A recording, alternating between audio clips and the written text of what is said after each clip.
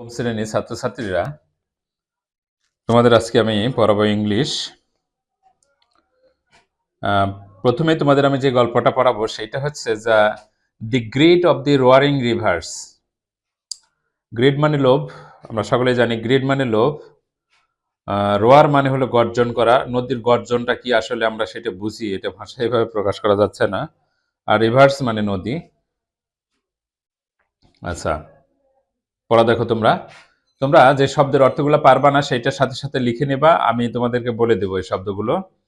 তোমরা লিখে নেবা, তাহলে তোমাদের এক্সট্রা আর কোনো ডিকশনারি বা কোথাও এই অর্থগুলো খুঁজতে হবে না।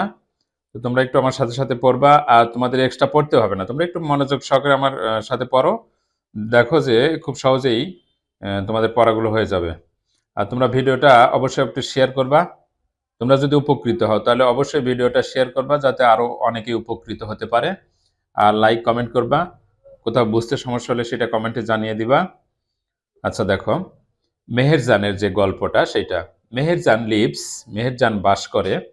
এখানে লিভস, লিভের সাথে এস হয়েছে কারণ এই বাক্যটা আছে হলো প্রেজেন্ট ইনডিফিনিট টেন্সে। আমরা জানি প্রেজেন্ট ইনডিফিনিট টেন্সের সাবজেক্ট যদি থার্ড পারসন সিঙ্গুলার নাম্বার হয় তাহলে মূল ভার্বের সাথে এস অথবা ইয়েস যুক্ত হয়। তাহলে এখানে মেহেরজান এই একটা থার্ড পারসন সিঙ্গুলার নাম্বার, এই জন্য এর মূল ভার্বের সাথে এস যুক্ত হয়েছে।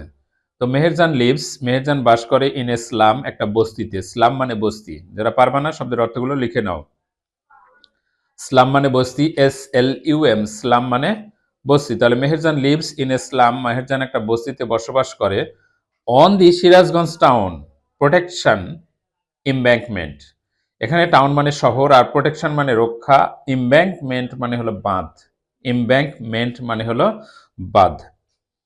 তাহলে সিরাজগঞ্জ শহর রক্ষা বাঁধের উপরে এই মেহেরজান বসবাস করে।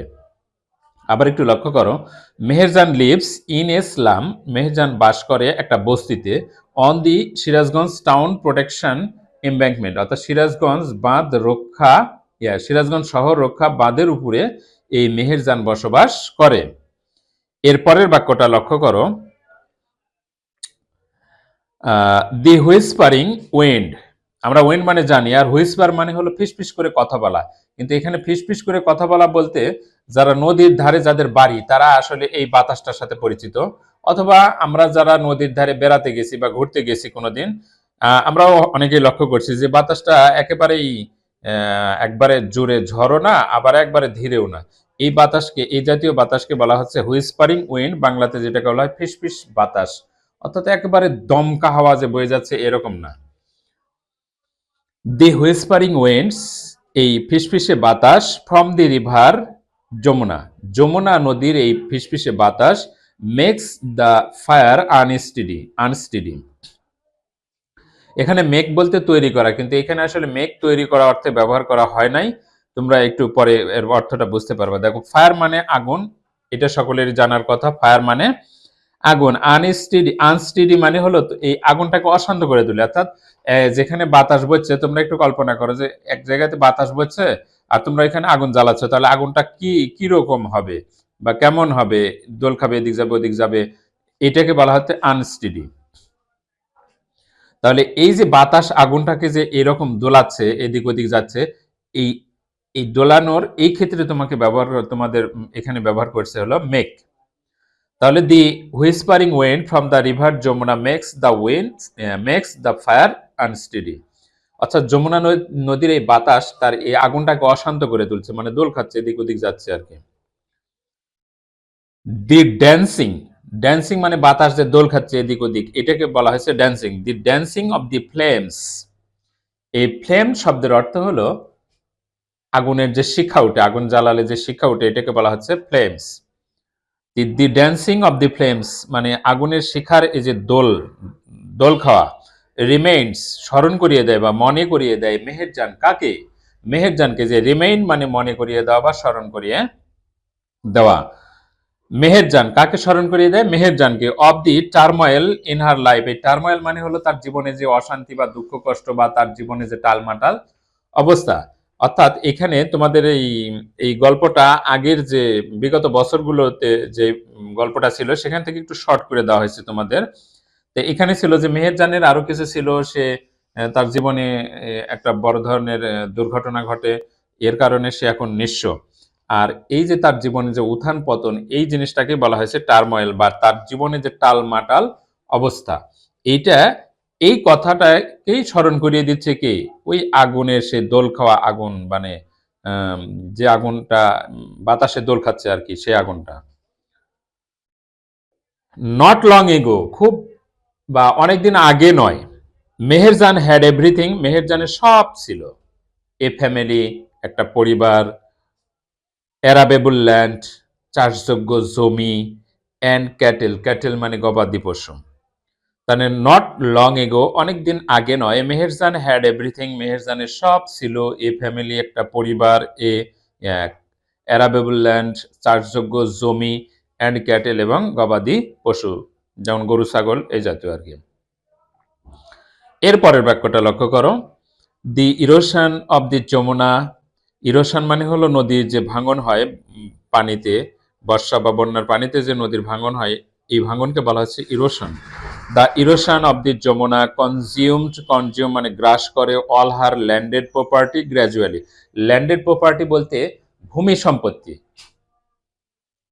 ভূমি সম্পত্তি অর্থাৎ এই যে আসলে মানুষের সম্পদ কিন্তু অনেক রকমের, টাকা পয়সা, তারপরে তোমার স্বর্ণ, এগুলা এক একজনের এক এক রকমের সম্পদ আছে। তো এর যে সম্পদটা বোঝাচ্ছে সেটা সেটা হলো যে ল্যান্ডেড প্রপার্টি, মানে এই যে ভূমি সম্পত্তি, এই যে ভূমি আর কি, মাটি, এই সম্পত্তিকে বলা হয়েছে ল্যান্ডেড প্রপার্টি। তাহলে the erosion of the Jamuna consumed, অর্থাৎ যমুনার যে নদী ভাঙন, মানে যমুনার যে ভাঙন, অল হার কনজিউমড গ্রাস করে, অল হার তার সকল ল্যান্ডেড প্রপার্টি ভূমি সম্পত্তি, গ্র্যাজুয়ালি ধীরে ধীরে বা ক্রমান্বয়ে তার যে সকল সম্পত্তি এই নদীর মধ্যে বিলীন হয়ে যায়। ইট ফাইনালি, এটি অবশেষে ক্লেইমড, ক্লেইম মানে হলো দাবি করা। এখানে আসলে নদী দাবি করে না, তো নদীর ভিতরে যে সবকিছু ভেঙে বিলীন হয়ে যায়, নদীর ভিতরে যে নদী গ্রাস করে, এখানে ক্লেম দ্বারা বোঝানো হয়েছে এটাকে। হার অনলি শেল্টার, শেল্টার মানে হলো আশ্রয়স্থল। হার অনলি শেল্টার, তার একমাত্র আশ্রয়স্থল। ডিউরিং দ্য লাস্ট মনসুন, অর্থাৎ গত বর্ষার সময়ে। তাহলে ইট finally claimed her only shelter during the last monsoon, অর্থাৎ গত বর্ষায় তার একমাত্র যে অবলম্বনটা ছিল, বসবাস বা থাকার যে জায়গাটা ছিল, ওইটাও কি হয়, ওই নদীর গর্ভে বিলীন হয়ে যায় বা নদী বিলীন করে দেয়। এরপরে দেখো, it took the river only a day, এই নদীর একদিন মাত্র সময় লেগেছিল বা একদিন সময় নিয়েছিল, টু ডেভোর, ডেভোর মানে হলো ধ্বংস করে দেওয়া, বিনাশ করে দেওয়া। ডেভোর, যারা পারবা না তার শব্দের অর্থ তারা অবশ্যই লিখে নিবা সাথে সাথে। তাহলে it took the river only a day to devour, এই নদীর একদিন সময় নিয়েছিল বা এই নদীর একদিন সময় লেগেছিল বা একদিন সময় নিয়েছিল, টু ডেভোর মেহেরস হাউস। এখানে মেহেরস বলতে ওই মেহেরজানের বাড়িটাকে কি করতে, ধ্বংস করে দিতে। ট্রিস, তার গাছপালা, ভেজিটেবল গার্ডেন, তার সবজির বাগান, অ্যান্ড দ্য ব্যাম্বো বুশ, এবং বাঁশের ঝাড়, এগুলো একদিনের মধ্যেই নদী কি করে দেয়, তার গর্ভে বিলীন করে দেয়। She had a happy family, she had a happy family, happy family মানে সুখী পরিবার, তার একটা সুখী পরিবার ছিল। ওয়ান্স, এক সময় তার একটা সুখী পরিবার ছিল। তাহলে she had a happy family once, কোন এক সময় তার একটা কি ছিল, সুখী পরিবার ছিল। ওভার দ্য ইয়ার, বিগত বছরগুলোতে শি লস্ট হার হাজবেন্ড, সে তার স্বামীকে হারিয়েছে। অ্যান্ড হার ফ্যামিলি, এবং তার পরিবারকে। টু ডিজিজ, কিসের জন্য, রোগে। দ্যাট ক্রুয়েল হাঙ্গার, সেই নিষ্ঠুর ক্ষুধা। অ্যান্ড প্রভার্টি, এবং দারিদ্রতা। এই যে ক্রুয়েল, ক্রুয়েল শব্দের অর্থ হলো নিষ্ঠুর, হাঙ্গার মানে ক্ষুধা, অ্যান্ড প্রভার্টি মানে দারিদ্রতা, বট এনেছিল টু দ্য ফ্যামিলি, অর্থাৎ এগুলোর কারণে তার পরিবারের দারিদ্র, ক্ষুধা এবং দারিদ্রতা এসে ছিল। নাও শি ইজ, এখন, নাও এখন, শি ইজ সে, দ্য অনলি ওয়ান সেই একমাত্র, to live with the loss and the pain, এগুলো হারানোর কষ্ট, অর্থাৎ মেহেরজানের যা কিছু ছিল আর সেগুলো যে হারিয়ে গেছে, এই হারানো ক্ষতি বা এই ক্ষতির যে কষ্ট, এগুলো নিয়ে সেই একমাত্র জীবিত আছে বা বেঁচে আছে, সে হলো মেহেরজান। মেহেরজানের ভিতরে এই হারানোর যে কষ্ট আছে এইটাকেই বোঝানো হচ্ছে। The greedy Jamuna has shattered her dreams and happiness. এই গ্রিডি মানে লোভী। লোভী বলতে আসা কি? লোভী বলতে আসলে কি বোঝানো হচ্ছে? লোভী বলতে যে এই যে সর্বগ্রাসী যে যমুনা নদী সবকিছু যে গ্রাস করে নিচ্ছে, এটাকেই লোভ মানে গ্রিড বলা হয়েছে, লোভ। দ্য গ্রিডি যমুনা, সেই লোভী যমুনা হ্যাজ শাটার্ড, এই শাটার্ড শব্দের অর্থ হলো চূর্ণ বিচূর্ণ করে দেওয়া, সবকিছু ভেঙে চুরমার করে দেওয়া। তাহলে যারা পারবা না লিখো shattered, SHATTERED, shattered her dreams and happiness, তার সকল স্বপ্ন এবং সুখ সবকিছুই এই সর্বগ্রাসী বা লোভী যমুনা একবারে কি করে দেয়, শেষ করে দেয়। কার? এটা হলো মেহেরজানের। তোমরা গল্পটা পড়বা আর এই গল্পটার কল্পনার জগতে চলে যাবা। ওই মেহেরজানের এই দৃশ্যগুলো তোমরা মনের মধ্যে কল্পনাতে অনুভব করবা, দেখবা যে একবারে পড়াটা একবারে পরিষ্কার ভাবে বুঝতে পারবা। তাহলে কিন্তু আর তোমাদের এই বারবার মুখস্থ করতে হবে না জিনিসগুলো। এখন তুমি যদি এই গল্পটা ভালো করে বুঝতে পারো, তাহলে তোমাকে এইখানে এই গল্প থেকে যে প্রশ্নটাই করা হোক তুমি কিন্তু খুব সহজেই এর উত্তর দিতে পারবা। তা আমরা শুধু পড়লে হবে না, আমাদের একবারে ওই যেটা আমরা পড়তেছি এটা কল্পনার মধ্যে আনতে হবে।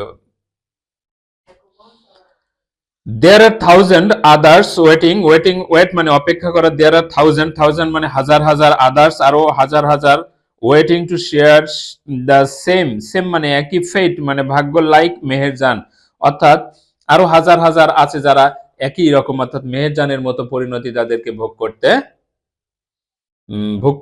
করবে, এরকম আরো হাজার হাজার মানুষ আছে। Bangladesh is a land of rivers, Bangladesh একটা নদীর দেশ, দ্যাট এফেক্ট ইটস পিপল, যেটা এর লোকজনকে কি করে, প্রভাব ফেলে।